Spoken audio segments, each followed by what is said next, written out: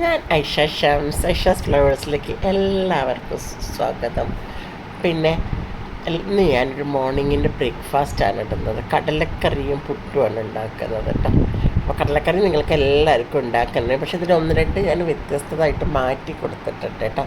ഇത് എന്താണ് നമ്മുടെ ഇത് ഹോട്ടൽ തക്കാരം എന്നിട്ട് ഹോട്ടലുണ്ട് കോഴിക്കോടൊക്കെ. അവിടെ ഉണ്ടാക്കുന്ന റെസിപ്പിയാണ് ഞാനിന്ന് കടലക്കറി ഉണ്ടാക്കിയത് കേട്ടോ. നല്ല ടേസ്റ്റാണ് ഈ കടലക്കറിക്കുള്ളത്. വെളിച്ചെണ്ണ ഒഴിച്ച് കടുക് പൊട്ടിച്ചെടുത്തു കേട്ടോ. എന്നിട്ട് നമുക്ക് സവോള നല്ലോണം വഴറ്റണം. ഇപ്പുറത്ത് കുക്കറിൽ ഞാൻ കടല വേവിക്കാൻ വെച്ചിട്ടുണ്ട് കേട്ടോ. അപ്പോൾ എനിക്ക് ഈ പുട്ടും ഒക്കെ ഉണ്ടാക്കുമ്പോൾ ഓർമ്മകൾ വരുന്നത് പണ്ടത്തെ കാലമാണ് കേട്ടോ. എൻ്റെ ചാനൽ ആദ്യമായിട്ട് കാണുന്നവരൊന്ന് സബ്സ്ക്രൈബ് ചെയ്യണം, ലൈക്ക് ചെയ്യണം, ഷെയർ ചെയ്യണം. ആ ബെല്ലൈക്കണൊന്ന് മെല്ലെ അമർത്തി കൊടുത്തിട്ട് ഞാനെടുത്ത് പുതിയ പുതിയ വീഡിയോസ് നിങ്ങൾക്ക് കാണാൻ സാധിക്കുന്നതാണ് കേട്ടോ. അപ്പോൾ ഒന്ന് ആ ബെല്ലൈക്കൺ അമർത്തണേ, പിന്നെ ഒന്ന് കൂട്ടുകൂടണേ.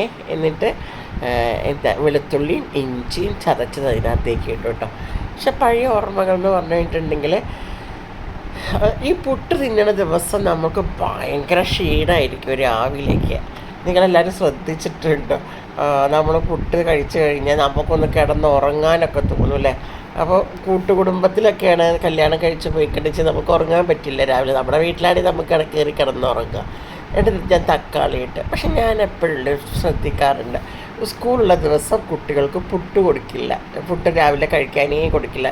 ഹോളിഡേ ദിവസം മാത്രമേ പുട്ട് കൊടുക്കുള്ളൂ.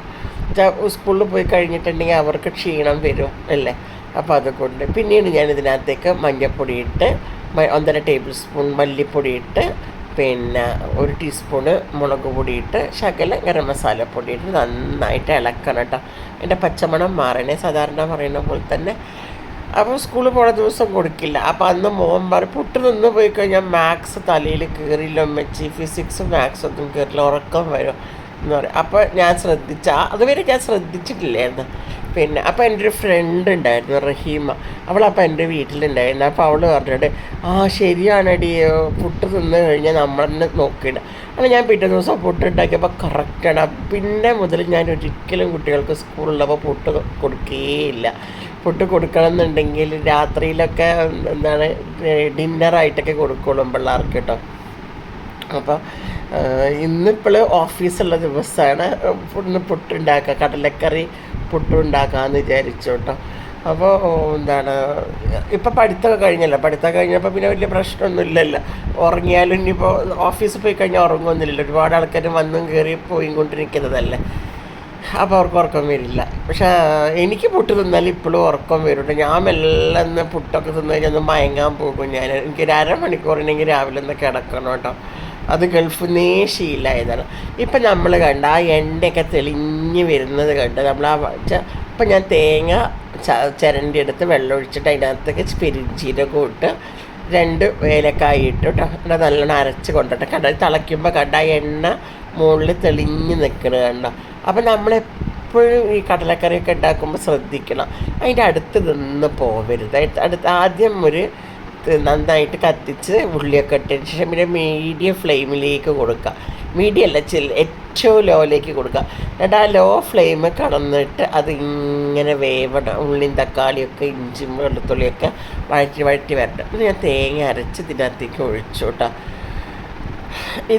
ഇതുപോലെ നിങ്ങളൊന്ന് കടലക്കറി ഉണ്ടാക്കി നോക്കേണ്ടി, ഭയങ്കര ടേസ്റ്റി ആയിരിക്കും കേട്ടോ. അപ്പം നമുക്കിത് എന്തായാലും കടലക്കറിയിൽ നമ്മൾ സാധാരണ ഉണ്ടാക്കണില്ല, പക്ഷേ ഇതിനകത്ത് ഞാനൊരു ഇൻഗ്രീഡിയൻറ്റ് ലാസ്റ്റ് ചേർക്കുന്നുണ്ട്.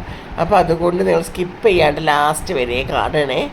ഇങ്ങനെ ഉപ്പുണ്ടോ നോക്കാൻ വേണ്ടി നോക്കിയിട്ട്. ഇപ്പം കടലക്കറി നല്ല മണമാണ് വരുന്നത് കേട്ടോ. ഇപ്പം തന്നെ നല്ല മണമുണ്ട്.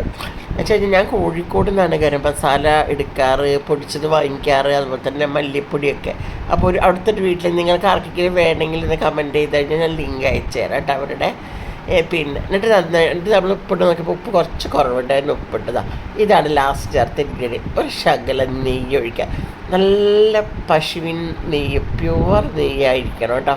ടൂപ്പിളി ഒന്നും കൊണ്ടുപോയിട്ട് ആഡ് ചെയ്യരുത് കേട്ടോ. എന്നിട്ട് അത് അതിനകത്തേക്ക് ഇട്ട് കഴിഞ്ഞിട്ട് നമ്മൾ നന്നായിട്ട് ഗാർണിഷ് ചെയ്യുക. പിന്നീട് മല്ലിയില എന്താണ് മല്ലിയില ചെറുതാക്കി കുരുകുരാക്കി അരിഞ്ഞതും പിന്നെ കരിവേപ്പില ഒന്ന് അരിഞ്ഞെടുക്കണേ, ചെറുതാക്കി അരിയണം. എന്നിട്ട് ഇതിൻ്റെ മുകളിലേക്ക് ഇടുക കേട്ടോ. അപ്പോൾ ആരെ ടേസ്റ്റി ആയിരിക്കും. Okay, bye, thank U.